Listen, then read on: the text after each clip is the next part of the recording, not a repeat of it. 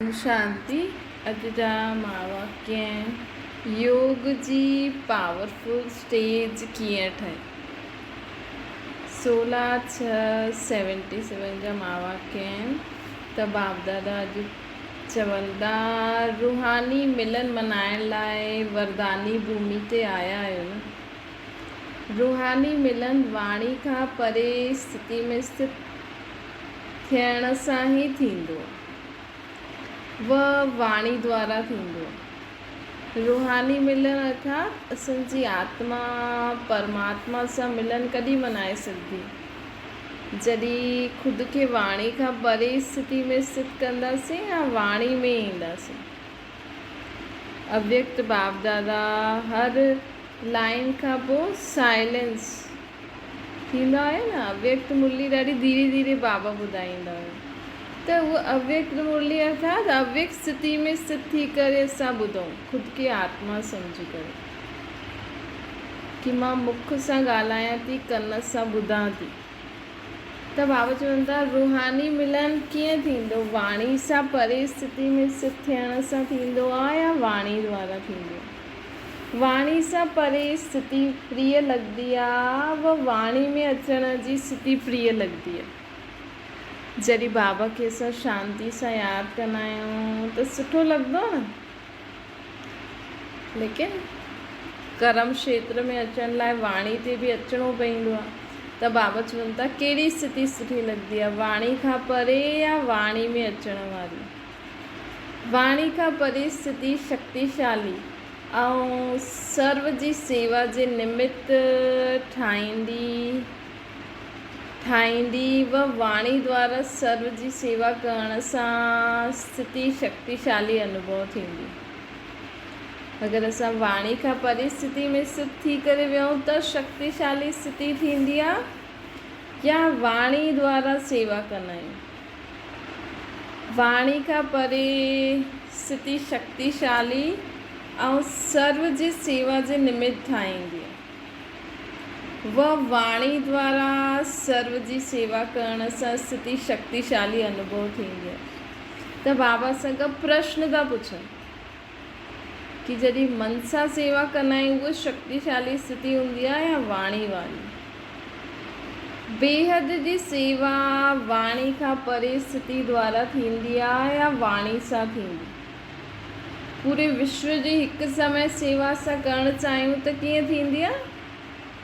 वाणी सां सेवा करे सघंदा आहियूं या वाणी खां परे थींदासीं त करे सघंदा आहियूं। बेहद जी सेवा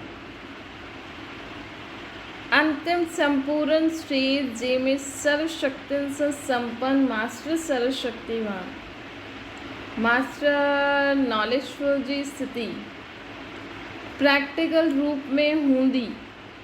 असांजी अंतिम संपूर्ण स्टेज कहिड़ी हूंदी, जंहिंमें सर्व शक्तियुनि सां संपन्न असां मास्टर सर्वशक्तिवान आत्मा स्वयं खे अनुभव कंदासीं।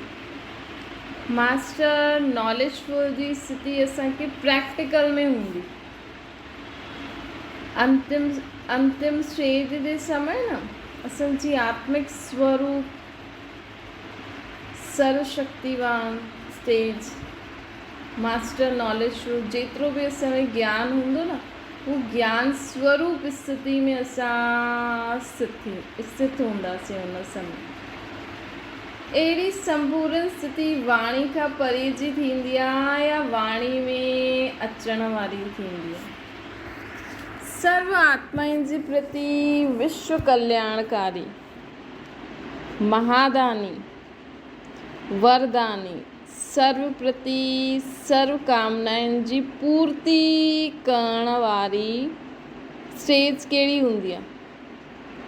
वाणी खां परे वारी कि वाणी वारी। अॼु बाबा वाणी खां परे कहिड़ी स्थिति हूंदी आहे, वाणी में अचण वारी कहिड़ी स्थिति हूंदी आहे, इन जे बारे में असांखे ॿुधाइनि था। बाबा चई रूहानी मिलन कीअं करे सघंदा आहियूं, वाणी द्वारा या वाणी खां परे। बाबा चई शक्तिशाली स्थिति में स्थित थी करे सेवा करण लाइ वाणी खां परे स्थिति खपे या वाणी वारी। बेहद जी सेवा करण लाइ कहिड़ी स्टेज खपे, वाणी खां परे की वाणी वारी? संपूर्ण स्टेज मास्टर सर्वशक्तिवान मास्टर नॉलेजफुली असांजी अंतिम स्टेज हूंदी।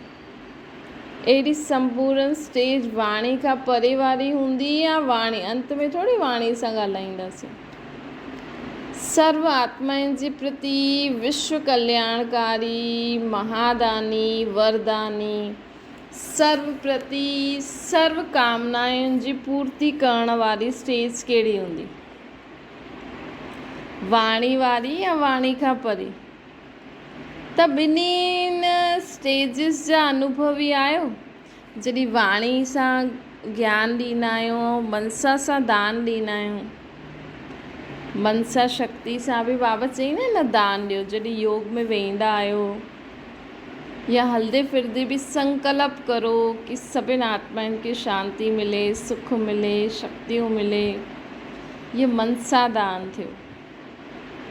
त ॿिन्हिनि स्टेजिस जा अनुभवी आहियो? ॿिन्हिनि जा अनुभव, ॿिन्हिनि स्टेजिस खे ॼाणण वारा आहियो? ॿिन्हिनि मां असां ज़्यादा समय कंहिं स्थिति में स्थित थी सघंदा आहियूं? ॿिन्हिनि मां असां ज़्यादा समय कंहिं स्थिति में स्थित थी सघंदा आहियूं? कहिड़ी स्थिति सहज अनुभव थींदी आहे? कहिड़ी स्थिति सहज अनुभव थींदी आहे? वाणी वारी या वाणी खां परे? मनसा शक्ति दान करे सघंदा आहियो, वाणी सां ज्ञान ॾियणु ईज़ी लॻंदो आहे? अहिड़ी एवर रेडी आहियो जो सेकेंड में जंहिं स्थिति में स्थित थियण जो डायरेक्शन मिले त हुन समय स्वयं खे स्थित करे सघो? त अॼु असांखे छा चेक करिणो आहे कि हाणे असां वाणी सां ज्ञान था ॾियूं, हाणे बेहद जी पूरे विश्व जी आत्माउनि खे, पूरी विश्व खे सकाश था ॾियूं। पूरे विश्व हाणे असां आत्माउनि खे ज्ञान था ॾियूं, हाणे पूरे विश्व खे सकाश था ॾियूं। त ॿिन्हिनि में सेकेंड में स्थित थी सघंदा आहियो? कहिड़ी बि स्थिति में बाबा चए त अहिड़ी एवर रेडी आहियो जो सेकेंड में जंहिं स्थिति में स्थित थियण जो डायरेक्शन मिले त हुन समय स्वयं खे स्थित करे सघो? उहा स्थिति स्थित थियण में ई समय निकिरी वेंदो, स्थित थियण में ई समय निकिरी वेंदो ईअं त न आहे न। छो जी जहिड़ो समय जीअं समय संपन्न थियण जो समीप अचे थो त समय खां पहिरियों स्वयं में ये विशेषता अनुभव कंदा आहियो? बाबा चवनि था जीअं समय संपन्न थियण जो समीप अचे थो त समय खां पहिरियों स्वयं में ये विशेषता अनुभव कंदा आहियो? अंतिम समय फुल स्टॉप, अंतिम समय फुल स्टॉप थियण सर्वश्रेष्ठ, अंतिम समय असां फुल स्टॉप लॻाए सघूं थियण सर्वश्रेष्ठ साधन ई आहे। जो डायरेक्शन मिले हुन प्रमाण हुन घड़ी स्थिति में स्थित थी वञिणो आहे। त हाणे खां ईअं न ख़ुदि ई प्रैक्टिस करो। हाणे मां वाणी में आयमि, हाणे मां परमधाम निवासी, हाणे मां वाणी में आयमि, हाणे मां अव्यक्त वतन निवासी, हाणे मां कर्म क्षेत्र में हथ सां कमु थी करां, हाणे मां हिन कर्मेंद्रियनि खां न्यारी थी वियमि। न इहो अभ्यास करो। एकांत में जॾहिं हूंदा आहियो न, जॾहिं ज़्यादा कमु जल्दी न करिणो हूंदो आहे न, त असांखे वैसे ई कर्म कॉन्शियस थोरी थियणो आहे न। अगरि असां अभ्यास कंदासीं न पोइ आदत पइजी वेंदी।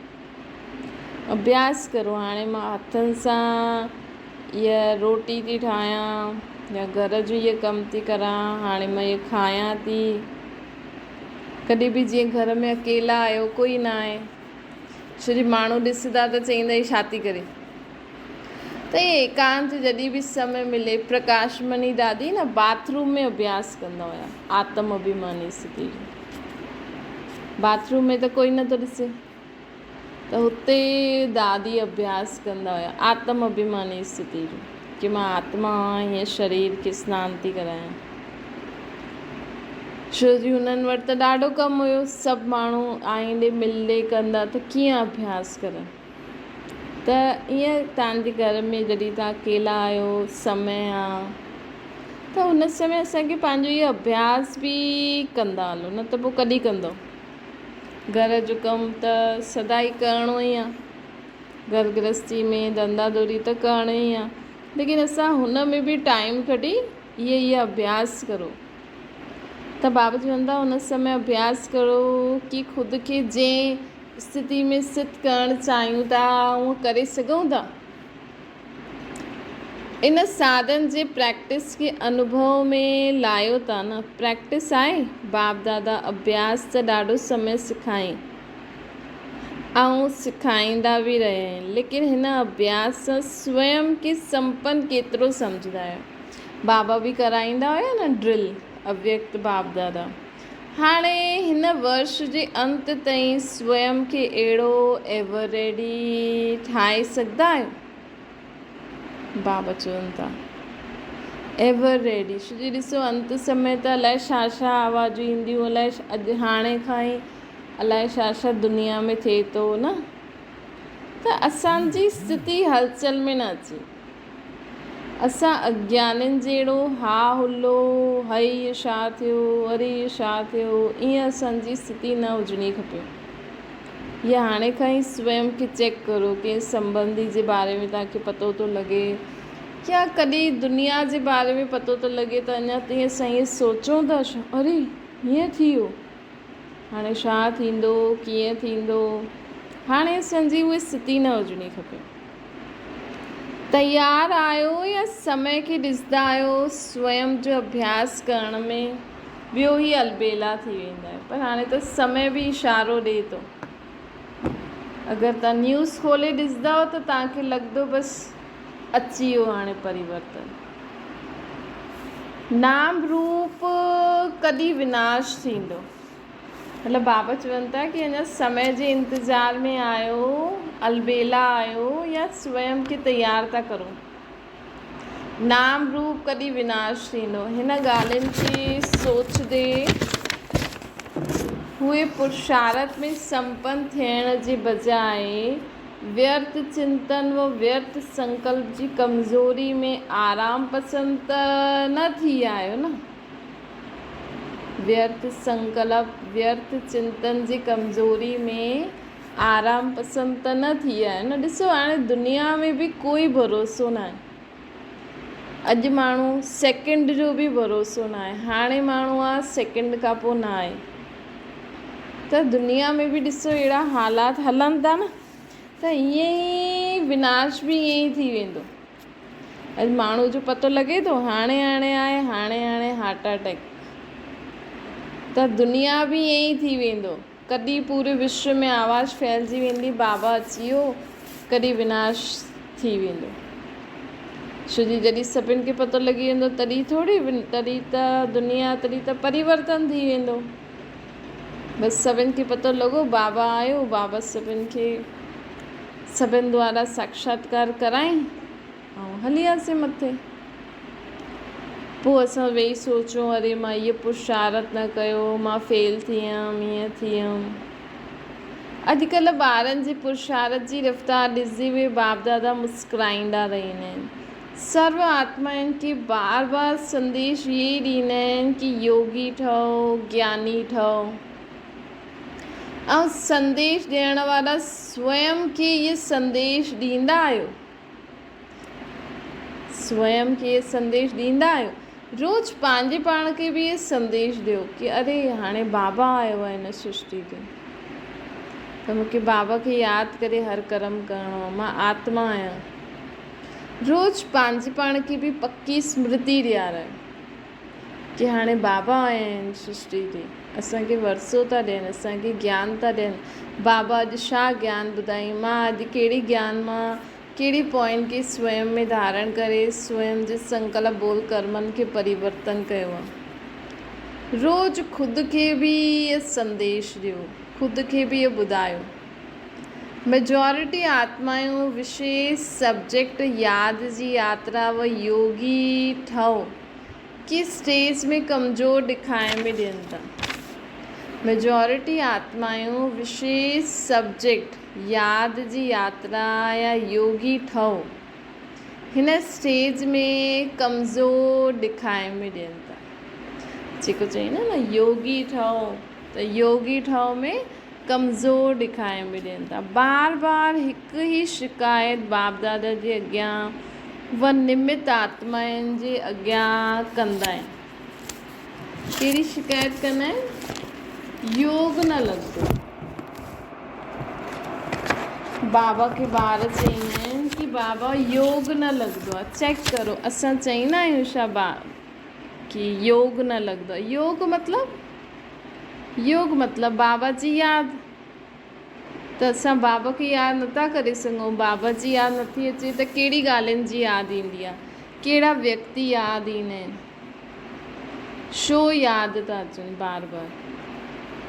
चेक करो कि अगरि असांखे बाबा जी जॻह ॿियूं ॻाल्हियूं यादि थी अचनि त अगरि कोई टेंशन आहे, देह जो कारण ॻाल्हि यादि थी अचे, देह में किथे सूर थो थिए, देह जे संबंधियुनि जी ॻाल्हियूं यादि थी अचनि, देह से संबंधित पदार्थ वस्तु वैभव धन संपत्ति जो बि ॻाल्हियूं यादि थी अचनि सभु बाबा खे ॾेई छॾियो। ईअं करो, जॾहिं बि ॻाल्हियूं यादि अचे न, असां बाबा खे यादि करणु वियूं या सॼे ॾींहं में कोई बि ॻाल्हि यादि अचे थी जंहिंसां असां बाबा, त उहा ॻाल्हि बाबा खे ॿुधाइणु शुरू करे छॾंदा करो। बाबा ॾिसो तव्हांजे देह में ॾाढो हिते सूर थो थिए, बाबा ॾिसो फलानी हीअं कंदी आहे त मूंखे ॾाढा संकल्प था हलनि, बाबा ॾिसो इहा ॿार हीअं थो करे, बाबा ॾिसो धन जी ईअं कमी आहे, छा करूं कीअं करूं। उहो उन जे बारे में बाबा सां ॻाल्हियूं करणु शुरू करे छॾंदा करो। पोइ छा थींदो? विच में बाबा अची वेंदो। असां ई फालतू में सोचंदा रहंदासीं, संकल्प कंदा रहंदासीं, टेंशन कंदा रहंदासीं। बाबा मूंखे त ॾाढी टेंशन थी थिए, हीअं थियो त कोई फ़ाइदो न आहे। तंहिंखां सुठो असां बाबा खे ॾेई छॾूं। वैसे बि उहा ॻाल्हि त मन मां वञे नथी, त बाबा खे ॿुधायो, बाबा इहा ॻाल्हि त मुंहिंजे तव्हांजे मन में त मां तव्हांखे ॾेई छॾियो, लेकिन इहा ॻाल्हि वेही रही आहे, निकिरे ई नथी। पोइ ॾिसो उहा ॻाल्हि तुरंत निकिरी वेंदी। त बाबा चवनि था मेजॉरिटी ॿारनि जी शिकायत थींदी आहे योग छो न लॻंदो आहे, व निरंतर योग छो न लॻंदो आहे, योग जी पावरफुल स्टेज कीअं ठहे। अनेक बार अनेक प्रकार जी युक्तियूं मिलंदे हुए बि बार बार चुटकियूं बाप दादा खे मिलंदियूं आहिनि। उन सां छा सम्झूं? सर्वशक्तिवान जा ॿार ठही शक्तिहीन आत्मा थी वेंदा आहियो न।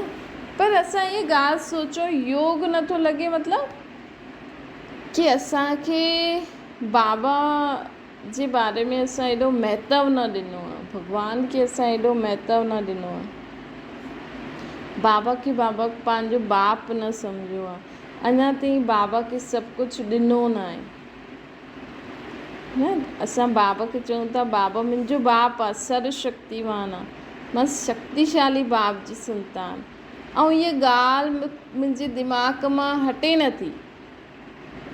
सर्वशक्तिवान जा ॿार ठही शक्तिहीन आत्मा थी वेंदा आहिनि। जो स्वयं खे कंट्रोल न करे सघे उहो विश्व जे राज्य खे कंट्रोल कीअं करे सघंदो? जो स्वयं खे कंट्रोल न करे सघे उहो विश्व जे राज्य अधिकारी कीअं ठही सघंदो? ॾिसो बाबा चईंदा आहिनि न, मां जॾहिं बि ॿारनि खां पुछंदो आहियां लक्ष्मी नारायण केरु ठाहींदो या तव्हां सभु छा ठाहींदा, त सभु चईंदा आहिनि असां लक्ष्मी नारायण ठाहींदासीं। त लक्ष्मी नारायण त पूरे विश्व खे कंट्रोल करण वारा हूंदा। त अगरि मां हिन ॻाल्हि खे नथी भुलिजी सघां, बाबा खे नथी यादि करे सघां, त मां विश्व खे छा कंट्रोल कंदमि? ख़ुदि खे ई चऊं। अगरि कोई डॉक्टरी जी पढ़ाई पढ़े ऐं हुनखे उहो टॉपिक सम्झ में ई न अचे, डॉक्टरी जी पढ़ाई, त उहो डॉक्टर कीअं ठही सघंदो? उहो सोचंदो न, मूंखे सम्झ में ई नथो अचे, मां डॉक्टर कीअं ठही सघंदमि? त उअं ई असां बि सोचूं भई मां पंहिंजे मन खे पर बाबा जी यादि में नथी लॻाए सघां, उहो ॻाल्हि नथी कढे सघां, ख़ुदि खे नथी कंट्रोल करे सघां, ख़ुदि जे अखियुनि खे, मुख खे, जीभ खे, कननि खे। छो जो कल्ह बाबा चई न, हिन खां पहिरियों वारी मुरली में बाबा चई न, लक्ष्मी नारायण केरु ठहींदा? जेका सर्व कर्मेंद्री जीत हूंदा ऐं जेका सर्व सब्जेक्ट में पास विद ऑनर्स हूंदा। हर शक्ति के यूज़ करण वारी आत्मा, हर गुण खे यूज़ करण वारी आत्मा, हर सूक्ष्म स्थूल कर्मेंद्रियनि ते विजय प्राप्त करण वारी आत्मा, उहो लक्ष्मी नारायण ठहींदी। उहो परम पूज्य बि हूंदी। परम पूज्य अर्थात जंहिंजा सालिग्राम रूप में बि पूजा थिए ऐं जंहिंजा हर कर्म जी, हर कर्मेंद्रिय जी, हर कर्म जी बि पूजा थिए, उनते हर कर्म पूजनीय हुजे। थींदो आहे न, राधे कृष्ण खे माण्हू सनानु बि कराईंदा आहिनि, सुम्हारींदा, उथाईंदा, त ॾिसो उन्हनि जे हर कर्म जी पूजा थींदी आहे। त इन्हनि खे चईंदा आहियूं सालिग्राम रूप में पूजा थींदा। त बाबा चवनि था कि सर्व शक्तिवान जा ॿार ठही शक्तिहीन आत्मा आहियूं, जो स्वयं खे असां कंट्रोल नथा करे सघूं। उहो विश्व जे राज्य खे कंट्रोल कीअं करे सघंदा? कारण छा आहे? योग त सिखियो, लेकिन योग युक्त रहण जी युक्तियुनि खे प्रयोग करणु न आयो असांखे। योग त असां सिखूं, हाणे असां बि कंहिंखे योग त सिखाए सघंदा आहियूं न। भई आत्मा जो परिचय ॾियो, परमात्मा जो परिचय ॾियो, टिनी लोकनि जो परिचय ॾियो, उनखे योग सिखायो। भई हाणे ख़ुदि खे आत्मा सम्झी पंहिंजो ध्यानु हिन सृष्टि चक्कर खां परे, चांद तारे सूर्यनि खां परे, फ़रिश्तनि जी दुनिया खां परे, निराकारी दुनिया में पंहिंजो बुद्धि योग लॻायो। हुते असां सभु आत्मायूं पहुची वियासीं। त योग त सिखाए सघंदा आहियूं न असां कंहिंखे बि हाणे, लेकिन सॼो ॾींहुं असां बाबा खे यादि करे कर्म कंदा हलूं। उन जे लाइ जो बाबा असांखे अलॻि अलॻि युक्तियूं ॿुधाई अथई, उनखे प्रयोग में नथा लाए सघूं। बाबा असांखे हर कर्म जे लाइ जो श्रेष्ठ मत ॾिनी अथई। सुबुह खां उथंदे ई बाबा खे गुड मॉर्निंग करो, बाबा खे यादि करो, पोइ बाबा छा चयो अथई, पोइ बाबा छा चयो अथई, पोइ अॼु बाबा टीचर छा चयईं। हाणे कर्म क्षेत्र में बि बाबा खे यादि, बाबा चलो हीअं करो, हा, हर कम जे लाइ बाबा छा श्रीमत ॾिनी अथई, त इहे यादि कंदा हलो त बाबा बि यादि अची वियो। ऐं कल्ह बाबा चयईं कि मुंहिंजे कार्य में सहयोगी ठहो, चाहे तन द्वारा, चाहे मन द्वारा, चाहे धन द्वारा। त सहयोगी ठहींदासीं त बि बाबा यादि रहंदो न। त इहे जो युक्तियूं बाबा ॿुधाई अथई न असांखे, इहे असांखे प्रयोग में लाइणियूं आहिनि। योग कंदे परंतु प्रयोग में लाइण जो अटेंशन न रखंदा आहियो। योग त कंदा आहियो, लेकिन बाबा जी यादि न असांखे इमर्ज रूप में रहे। बाबा जी यादि असांखे इमर्ज रूप में रहणी खपे। योग कंदा आहियो परंतु प्रयोग में लाइण जो अटेंशन न रखंदा आहियो, त उनखे प्रयोग करो। अर्थात जो बाबा जो असांखे श्रीमत ॾिनी अथई, भई अॼु बाबा छा चईं, साकार मुरली में रोज़ु बाबा असांखे कोई न कोई पॉइंट चईंदा आहिनि न धारणा जी, त अॼु मूंखे सॼो ॾींहुं बाबा इहे चए थी, मूंखे इहो करिणो आहे, त बसि सॼो ॾींहुं उन ई अटेंशन में कर्म कंदा हलो, उहा अटेंशन में रहो, उहा धारणा करणी आहे। थी वियो बाबा खे यादि, बसि पोइ त यादि ई रहंदा न। वर्तमान समय विशेष हिकु लहर ॾेखारे में ॾिए थी। कहिड़ी बि ॻाल्हि साम्हूं ईंदी आहे त बाप द्वारा मिली हुई सामनो करण जी शक्ति जो स्वयं प्रयोग न कंदा आहिनि। बाबा ॾिठईं कि ॿारनि में हिकु लहर अचे थी कि मां कोई बि ॻाल्हि ईंदी आहे न त बाप द्वारा मिली हुई सामनो करण जी शक्ति जो प्रयोग न कंदा आहिनि, लेकिन बाप खे साम्हूं करे ॾींदा आहिनि कि तव्हांजो साथ तव्हांखे साथ वठी वञिणो आहे न। बाबा खे चईंदा आहिनि बाबा तव्हांखे साथ वठी हलिणो आहे, असांखे हाणे शक्ति ॾियो, मदद ॾियो, तव्हांजो कमु आहे। तव्हां न कंदव त केरु कंदव? बाबा खे ई चईंदा आहिनि। हाणे बाबा असांखे केॾी सारी शक्तियूं ॾिनी अथई न। सभु बाबा चईंदा आहिनि मुंहिंजो ॿारु जॾहिं खां मूंखे पंहिंजो पीउ सम्झंदो आहे तॾहिं खां मां बाबा सभु ॿारनि खे प्रॉपर्टी ॾेई छॾंदा आहिनि। हाणे काथे सहन करिणो थो पए, काथे समाइणो थो पए, त हुन समय सहन शक्ति जो आह्वान करो न। सहन शक्ति अचो, कमु कार्य सफल करायो। त हुन समय पोइ अगरि हुनखे सामनो न करे सघंदा आहिनि त बाबा खे यादि कंदा आहिनि। बाबा खे चईंदा आहिनि बाबा तव्हां ई मदद ॾियो, तव्हां चयो असांखे तव्हां साथ वठी हलंदव त हाणे तव्हां ई पार करायो, असांखे शक्ति ॾियो, मदद ॾियो, तव्हांजो कमु आहे। तव्हां न कंदव त ॿियो केरु कंदो? थोरी सी आशीर्वाद ॾियो, तव्हां त सागर आहियो, असांखे थोरी सी अंजलि ॾियो। स्वयं जी समाइण करण जी हिम्मत छॾे ॾींदा आहिनि ऐं हिम्मतहीन ठहिण जे कारण मदद सां बि वंचित थी वेंदा। कम से कम इहे त सोचो न, असां अगरि हिम्मत न रखंदासीं, हिम्मत जो हिकु क़दम उठायो त 1000 गुना बाबा पंहिंजे पाण ई मदद ॾींदो, असांखे वठणी चइणो बि न पवंदो। त बाबा चवनि था स्वयं जी सामनो करण जी हिम्मत छॾे ॾींदा आहिनि त हिम्मतहीन ठहिण जे कारण मदद सां बि वंचित थी वेंदा। त चेक करो असां हीअं कंदा आहियूं। हाणे बाबा चवनि था कि ब्रह्मण जीवन जो विशेष आधार ई हिम्मत हूंदी आहे। छो जी बाबा चवनि था कि ॿार मूंखां कुझु न कुझु मांगंदा रहंदा आहिनि, हिम्मत ॾियो, शक्ति ॾियो। तव्हां ई चयो आहे कि साथ वठी हलंदव त तव्हां ई मदद करो। हिम्मतहीन ठहिण जे कारण मदद सां बि वंचित रहिजी वेंदा आहिनि। जीअं श्वास न त जीवन न, उअं ई हिम्मत न त ब्रह्मण न ठही सघंदो। ब्रह्मण अर्थात संपूर्ण पवित्रता जी असां प्रतिज्ञा करो। प्रतिज्ञा करे हलो बाबा असांखे पाण ई मदद कंदो। ब्रह्मणनि जो ऑक्यूपेशन हूंदो आहे मन वचन कर्म सेवा करणु। तव्हां हिम्मत रखी करो, बाबा आपे ई मदद कंदो। त बाबा चवनि था हिम्मत न त ब्रह्मण जीवन न। बाप जो वाइदो बि आहे हिम्मत बच्चे मदद बाप। सिर्फ़ु मदद दे बाप न, पहिरियों ॿार हिम्मत कंदो कि हा बाबा मां इहे धारणा कंदुमि। बाबा जी जो बि धारणाएं आयूं आहिनि श्रीमद आहे, पहिरियों असांखे हिम्मत करिणो आहे न कि हा मूंखे ईअं करिणो। डॉक्टर बि ठहिणो हूंदो त पहिरियों ॿारु हिम्मत कंदो न, हा मां डॉक्टरी जी पढ़ाई पढ़ंदुमि।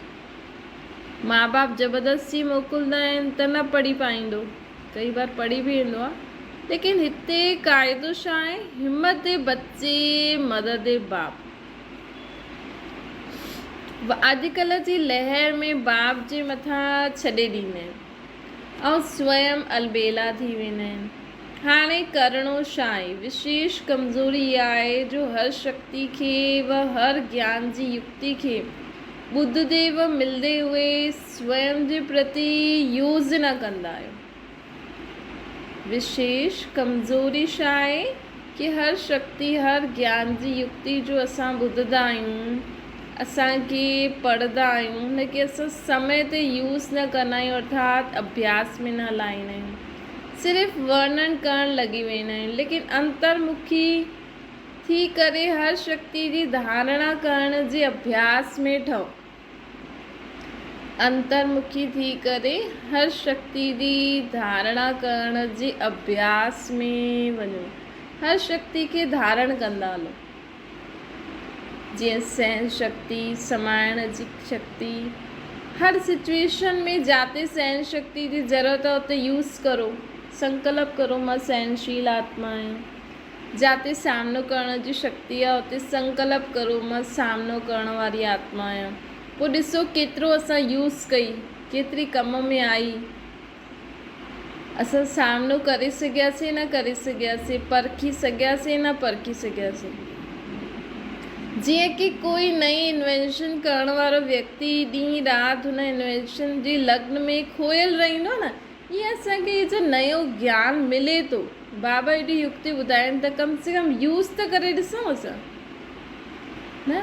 त जीअं कोई नई इन्वेंशन जी लग्न में खोयल हुए रहंदो आहे, हूअं ई हर शक्ति जे अभ्यास में खोइजी रहो। जीअं सहन शक्ति, सामनो करण जी शक्ति कंहिंखे चइबो आहे, सहन शक्ति सां प्राप्ति छा थींदी आहे, सहन शक्ति कंहिं समय यूज़ कंदा आहियूं, सहन शक्ति न हुजण जे कारण के प्रकार जे विघ्ननि जे वशीभूत थी सघंदा आहियूं।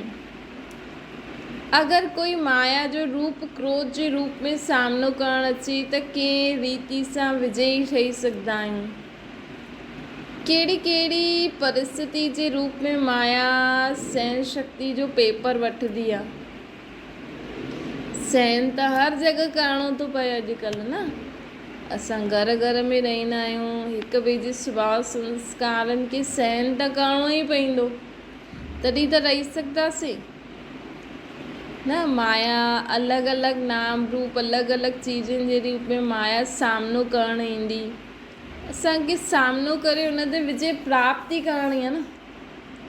त बाबा चवनि था कहिड़ी कहिड़ी परिस्थिति जे रूप में माया सहन शक्ति जो पेपर वठंदी आहे, इन ई इन्वेंशन में लॻा रहो, इन एडवांस विस्तार सां बुद्धि द्वारा साम्हूं लाहियो। ॾिसो अॼु तव्हांजे जीवन में सॼो ॾींहुं जीअं बीतो, कल्ह असांजो ॾींहुं सुठो वञे, जीअं सम्झो रोज़ु रोज़ु कंहिंजे जीवन में खिटखिट थींदी आहे, कल्ह खां उहो खिटखिट न थियणी खपे। उनजे लाइ असांखे काथे काथे सहन करिणो पवंदो, काथे काथे सामनो करिणो पवंदो, काथे काथे ख़ुदि खे परिवर्तन करिणो आहे, काथे काथे निर्माणचित थी करे हलणो आहे। केॾी सारी शक्तियूं, केॾा सारा गुण असां हिकु साथ ई यूज़ करे सघंदा आहियूं न। वैसे भी जीवन में ॾिसो तव्हां सॼे ॾींहं में ॾाढा गुण ऐं शक्तियूं यूज़ कंदा हूंदव, लेकिन असां ध्यानु न ॾींदा आहियूं न। त रियल पेपर हॉल में वञण खां पहिरियों स्वयं जो मास्टर ठही स्वयं जो ई पेपर वठो, त रियल इम्तिहान में कॾहिं बि फेल न थींदा। ईअं हिकु हिकु शक्ति जे विस्तार ऐं अभ्यास में वञो। छा कजो कि कहिड़ी शक्ति कंहिं समय यूज़ ईंदी आहे, हुन शक्ति खे प्राप्त करण सां छा छा थींदो। अगरि उहा शक्ति न हूंदी, उहो गुण न हूंदो त कहिड़े विघ्ननि जे वशीभूत थी वेंदासीं, कहिड़े कहिड़े रूप में माया हुन शक्ति ऐं हुन गुण जी कमी जे कारण असांजो पेपर वठी सघंदी आहे। त ईअं पहिरों खां ई पाण खे अभ्यास में लायो, बुद्धि के विस्तार में खणी वञो। जीअं न ॿार एग्ज़ाम में पेपर में तयारी कंदो न, हा हीअं क्वेश्चन बि अची सघंदो आहे, हिकु टॉपिक जो अलाए घणा तरीक़े सां क्वेश्चन अची सघंदो आहे। त पोइ हुन में हर जीअं जंहिं रूप में बि अचे असां हुनखे पास करे सघूं। त ईअं हिकु हिकु शक्ति जे विस्तार ऐं अभ्यास में वञो। अभ्यास कमु कंदा आहियो, व्यास सभु ठही आहिनि। व्यास कहिड़ा सिर्फ़ु ॿुधाइण वारो, लेकिन अभ्यास न कंदा आहिनि। हिन प्रकार स्वयं खे बिज़ी रखणु न ईंदो आहे, हिन करे माया असांखे बिज़ी करे ॾींदी आहे। अगरि सदा अभ्यास में बिज़ी रहो त व्यर्थ संकल्पनि जी कंप्लेन बि समाप्त थींदी। अगरि असां सदा हिन ई अभ्यास में बिज़ी रहंदासीं न, कहिड़े कहिड़े समय कहिड़ी कहिड़ी शक्ति गुणनि खे यूज़ करिणो आहे, त असां सुख शांति ख़ुशी सां रहूं। मेन असांजो लक्ष्य आहे असांजे जीवन में सुख शांति ऐं ख़ुशी हुजे। उन जे लाइ बाबा इहे ज्ञान जा अस्त्र शस्त्र ॾिना अथई असांखे। असांजो लक्ष्य छा आहे जीवन में? सुख शांति ख़ुशी पवित्रता संपन्न जीवन हुजणो खपे। उन जे लाइ असांखे बाबा कहिड़ा अस्त्र शस्त्र ॾिना अथई? गुण ऐं शक्तियूं ऐं बाबा जी श्रीमत। हाणे जेतिरो तव्हां बाबा जी श्रीमत खे गुणनि खे शक्तियुनि में कार्य में लॻाईंदा, ओतिरो तव्हां जीवन में सुख शांति सां रहंदा। त हिन अभ्यास में ई रहो, त व्यर्थ संकल्पनि सां बि फ्री रहंदसि। साथ साथ असांजे अभ्यास में रहण जो प्रभाव असांजे चेहरे सां ॾेखारे में ॾींदो। छा ॾेखारे में ॾींदो? अंतर्मुखी सदा हर्षित मुख ॾेखारे में ॾींदो। अंतर्मुखी सदा हर्षित मुख ॾेखारे में ॾींदो। छो जी माया जो सामनो करणु समाप्त थी वियो न, त असां सदा ई अंतर्मुखी सदा हर्षित मुखी रहंदासीं। जीअं अनुभवनि जो खे वधाईंदा हलण सां बार बार हिकु ई शिकायत करण सां छुटिजी वेंदा आहियूं। जीअं अनुभवनि खे वधाईंदे हलण सां जीअं जीअं असां अनुभवी थींदा वेंदासीं न, त बार बार हिकु ई शिकायत करण सां छुटिजी वेंदासीं। जीअं सर्व शक्तियुनि जे अभ्यास जे लाइ ॿुधायो, उअं ई स्वयं खे योगी तू आत्मा कहलाईंदा आहियो। जीअं सर्व शक्तियुनि जे अभ्यास जे लाइ बाबा ॿुधाइनि था कि अभ्यास कराए, ईअं ई बाबा चवनि था स्वयं खे योगी तू आत्मा कहलाईंदा आहियो। लेकिन योग जी परिभाषा जो ॿियनि खे ॿुधाईंदा आहियो, उनखे स्वयं बि अभ्यास कंदा आहियो। योग जी मुख्य विशेषताऊं छा आहिनि? सहज योगा, कर्म योगा, राज योगा, निरंतर योगा, परमात्म योगा। सहज योग, कर्म योग, राज योग, निरंतर योग, परमात्म योग। इजी तरीके से बाबा के याद करूँ। कर्म कंदे हुए बाबा जी याद सां सर्व कर्मेंद्रियन ते विजय प्राप्त करूँ। निरंतर बाबा जी याद में रहूँ। बाबा परमात्म योग जो वर्णन कंदा आहियो, उहे सभु ॻाल्हियूं स्वयं जे अभ्यास में लायो अथव। सहज योग छा थींदो? उनजो स्पष्टीकरण सुठी तरह सां ॼाणंदा आहियो।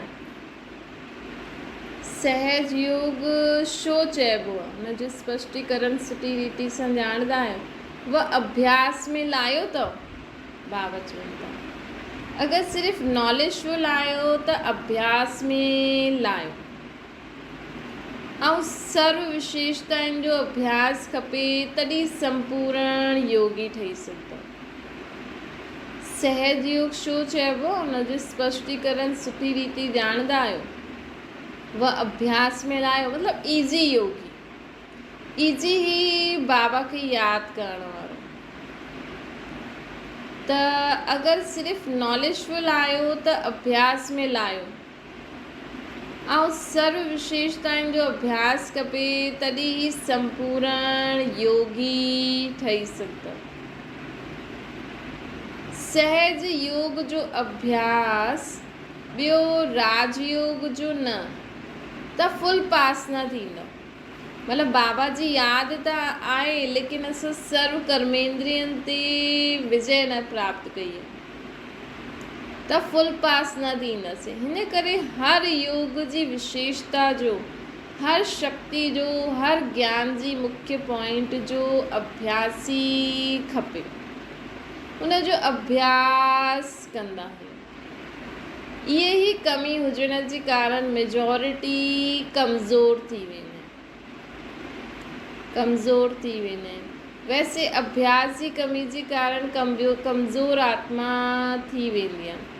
अभ्यासी आत्मा लग्न में मग्न रहण वारी आत्मा जे साम्हूं कहिड़े बि प्रकार जो विघ्न साम्हूं न ईंदो। जेकी अभ्यासी आत्मा हूंदी न, जेके लग्न में मग्न रहण वारी आत्मा हूंदी, लग्न में मग्न रहण वारी आत्मा जे साम्हूं कहिड़े बि प्रकार जो विघ्न सामनो न कंदो। अर्थात परिस्थिति ईंदी लेकिन उन ते उहा विजय प्राप्त करे सघंदा। लग्न जी अग्नि सां विघ्न दूर सां ई भस्म थी वेंदो। लग्न जी अग्नि सां विघ्न दूर सां ई भस्म थी वेंदो। जीअं तव्हां माण्हू मॉडल ठाहींदा आहियो न शक्ति रूप जो, शक्ति सां आसिरव 5 विकार भस्म थिए ॾेखारींदा आहिनि या भॼाईंदे हुए ॾेखारींदा आहिनि। उहो ईअं मॉडल कंहिंजो ठाहींदा आहियो। जीअं हिकु मॉडल ठहियलु उहो हूंदो जंहिंमें शक्ति स्वरूप जो ॾेखारे अथनि कि शक्ति सां आसिरव 5 विकार भस्म थी विया या भॼाईंदे हुए ॾेखारींदा आहिनि। त इहे मॉडल कंहिंजो ठाहींदा आहिनि। बाबा चवनि था हाणे छा कंदा, इहे जो मॉडल ॾेखारींदा आहिनि इहे असांजो ई त आहे। असां जेतिरो बाबा खे यादि कंदासीं न शक्तिशाली स्थिति में स्थिति करे, उहो ई इहे विकार सभु भस्म थींदा वेंदा। त बाबा चवंदा आहिनि कि इहे मॉडल कंहिंजो ॾेखारींदा आहिनि। हाणे छा कंदव, हर ॻाल्हि जो प्रयोग करण जी विधि में लॻी वञो। अभ्यास जी प्रयोगशाला में वेठा आहियो न त हिकु बाप जो सहारो ऐं माया जे अनेक प्रकार जे विघ्ननि जो किनारो अनुभव कंदा। हिकु बाप जो सहारो ऐं माया जे अनेक प्रकार जे वार विघ्ननि जो किनारो अनुभव कंदो। बाबा सुबुह जो हर कर्म कंदे न बाबा खे यादि करे ईअं अनुभव करो बाबा जी किरनियूं मुंहिंजे आसपास फैलनि थियूं ऐं हर प्रकार जो विघ्न भस्म थो थींदो वञे। हाणे ज्ञान जे सागर, गुणनि जे सागर, शक्तियुनि जे सागर में मथे जी लहरुनि में लहराईंदा आहियो। इन करे अल्पकाल जी रिफ्रेशमेंट अनुभव कंदा आहियो, लेकिन हाणे सागर जे तले में हली वञो त अनेक प्रकार जे विचित्र अनुभव करे रतन प्राप्त करे सघंदव। मतिलबु गहराई में वञो। हाणे बि समय आहे, स्वयं बि समृत ठहो। हाणे इहे ई चिटकियूं न लिखणो आहे। बाबा खे हसी ईंदी आहे। बाबा ने कल्ह चई न कि ॿार चिटकी लिखंदा आहिनि कि बाबा योग न लॻंदो आहे। ईअं अहिड़ी नंढी ॻाल्हियुनि खे छुटी ॾियो। नंढी ॻाल्हियूं उहे ई ॻाल्हियूं लिखंदा आहियो। विनाशी डॉक्टर जो कार्य बि बाप जे मथां रखंदा आहियो। मतिलबु हीअ तकलीफ़ थी वई, हीअ बीमारी थी वई, बाबा जी यादि में ई रहो। बाबा जी यादि में रोटी बि खाईंदव त बीमारी दूर थी वेंदी। न त बाबा चईंदा आहिनि कलयुगी फ्रूट खाओ, ख़तमु थी बीमारी ऐं कम में लॻो। रचना पंहिंजी, कर्म बंधन पंहिंजो ठाहियलु आहे ऐं तोड़ण जी ड्यूटी पोइ बाप खे ॾींदा आहिनि। बाप जी ड्यूटी आहे युक्ति ॿुधाइणु, उहा ख़ुदि ई करणु। टीचर त सिर्फ़ु असांखे पढ़ाईंदो न, अभ्यास ऐं यादि त ॿार खे करिणो पवंदो न। त बाप जी जो ड्यूटी आहे बाबा युक्ति ॿुधाई, हाणे करिणो त असांखे न। बाप ॿुधाइण लाइ निमित आहे, वह करण लाइ निमित आहे। बाबा ॿुधाइण लाइ निमित आहिनि या करण लाइ। नटखट थी वेंदा आहियो। बाबा चईंदा आहिनि नटखट ॿार सभु बाप जे मथां ई छॾे ॾींदा आहिनि। चईंदा आहिनि लौकिक ॿार चइणु न मञंदो आहे, तव्हां हिनखे ठीकु करो, ईअं चईंदा आहिनि। बाबा लौकिक ॿार न मञंदो आहे, तव्हां हिनखे ठीकु करो। बाप त ठीकु करण जो तरीक़ो ॿुधाईंदा आहिनि, करिणो त असांखे आहे न। छो जी राज्य त असांखे करिणो आहे न, त जॾहिं असां युक्ति खे प्रैक्टिकल में लाहींदासीं तॾहिं त सिखंदासीं न, तॾहिं त राज्य मिलंदो। न त ईअं सभु ॿारनि, बाबा ई सभिनि जे ॿारनि खे ठीकु करे छॾे, उहे सभु राजा ठही वेंदा। बाप खे वर्ल्ड सर्वेंट सम्झंदे उहे सभु बाप जे मथां छॾणु चाहींदा आहिनि। हिन करे जो डायरेक्शन मिलंदी आहे हुन ते ध्यानु ॾेई करे प्रैक्टिकल में लाहियो त सभु विघ्ननि सां मुक्त थी वेंदो। त बाबा चवनि था जो डायरेक्शन मिलंदी आहे उन्हनि खे प्रैक्टिकल में लाहियो त सभु विघ्ननि सां मुक्त थी वेंदा। सम्झो? अच्छा, सदा बाप जे हर आज्ञा खे पालन करण वारा आज्ञाकारी हिकु बाप ॿियो न कोई, हिन पाठ जो पालन करण वारा सदा स्वयं के अभ्यास में बिजी रखण वारा, संपूर्ण ज्ञान योग जी हर विशेषता के जीवन में लाइण वारा, अहिड़े विशेष आत्माउनि खे बाप दादा जो यादि प्यारो नमस्ते। विदाई जे समय बाबा चवनि था महारथियुनि जी स्पीड सभिनि खां फास्ट अर्थात तीव्र आहे, हिन करे साथ साथ ब्रेक बि एतिरी पावरफुल हुजणी खपे। हर सेकेंड में संकल्प द्वारा सॼी विश्वदशा टिनी लोकनि जे चक्कर खे साम्हूं लाहींदे, टिनी लोकनि जो चक्कर बि लॻाए ऐं मथे स्टॉप करे, त बुद्धि बिल्कुलु बीज रूप स्थिति में सेकेंड में स्थित थी वेंदी। बसि मां आत्मा बि बाबा बि अहिड़ी प्रैक्टिस आहे, अति विस्तार ऐं स्टॉप। ब्रेक एतिरी पावरफुल हुजे स्टॉप करण में टाइम न लॻे। हाणे असां पूरी विश्व खे बाप सां गॾु प्रकाश था ॾियूं। हाणे स्टॉप। त बाबा चवनि था जीअं स्थूल मिलिट्री वारनि खे अगरि मार्शल ऑर्डर कंदो आहे, दौड़े रहनि था फुल फोर्स में, ऐं मार्शल ऑर्डर करे स्टॉप, कोई सेकेंड बि लॻावे त शूट करे ॾींदा आहिनि। मिलिट्री वारा ॾाढो हुन सां अभ्यास कराईंदा आहिनि। हिकु सेकेंड में चयो स्टॉप त स्टॉप, जो न थियो हुनखे शूट करे छॾींदा आहिनि। त जीअं उहा शारीरिक प्रैक्टिस हूअं ई इहा सूक्ष्म प्रैक्टिस आहे। महारथियुनि जे पुरुषार्थ जी गति बि तीव्र ऐं ब्रेक बि पावरफुल हुजे, तॾहिं अंत में पास विद ऑनर्स थी सघंदासीं। छो जी हुन समय भी परिस्थिति बुद्धि जे संकल्प, बुद्धि में संकल्प लाइण वारी हूंदी। हुन समय भी परिस्थिति बुद्धि में संकल्प लाइण वारी हूंदी। हुन समय सभु संकल्पनि सां परे हिकु संकल्प में थियण जी स्थिति खपे। भई अंत में असांखे हिक हिक खे थोड़ी बचाइण वेंदासीं, सभी शरीर छॾंदा, सभिनि जा देह संबंधी आदि सभी शरीर छॾंदा, असां हिक हिक खे बचाइण थोड़ी वेंदासीं।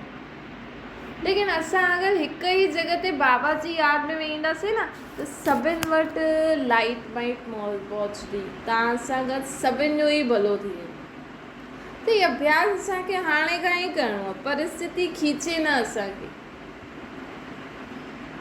अंत में अहिड़ी परिस्थिति ईंदियूं।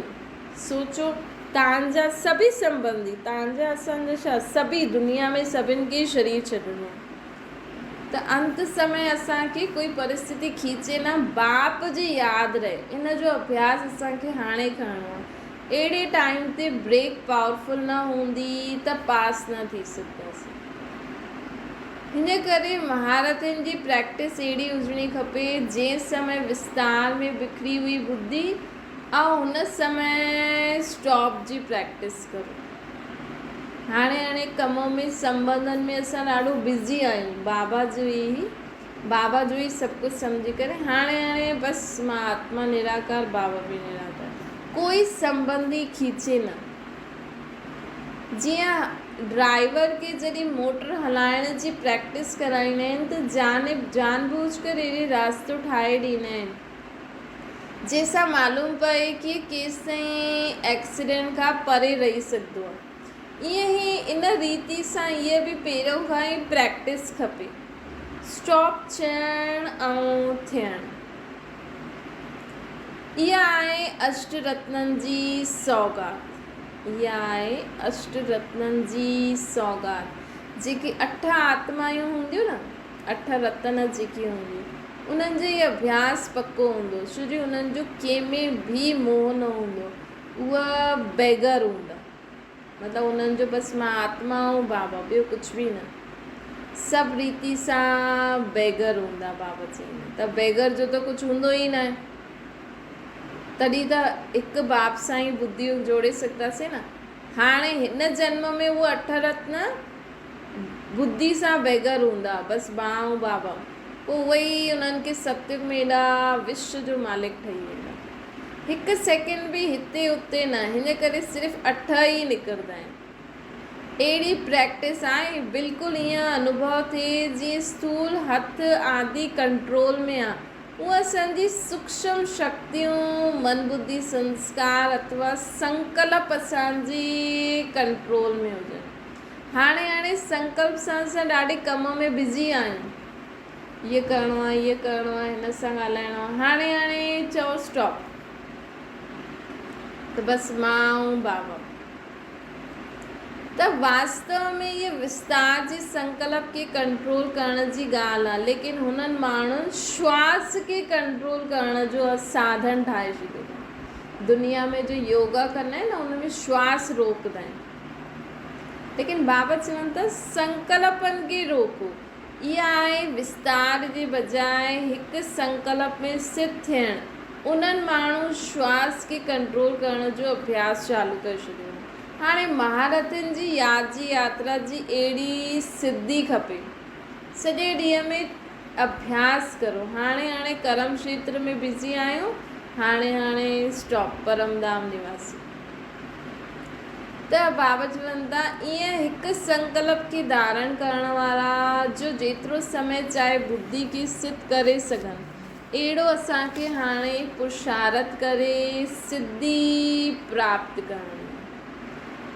अच्छा, सदा बाप जे हर आज्ञा खे पालन करण वारा आज्ञाकारी, हिकु बाप ॿियो न कोई, हिकु जो पाठ खे प्रैक्टिकल में लाइण वारा वफ़ादार ॿारनि खे। आज्ञाकारी, वफ़ादार, सदा पंहिंजे खे अभ्यास में बिज़ी रखण वारा, संपूर्ण ज्ञान और योग जी हर विशेषता के जीवन में लाइण वारा, अहिड़े विशेष आत्माउनि खे बाप दादा जो यादि प्यार ऐं नमस्ते। असांजी बि बाप दादा खे यादि प्यार, गुड मॉर्निंग ऐं नमस्ते। अच्छा, ओम शांति। बाबा खे यादि करो।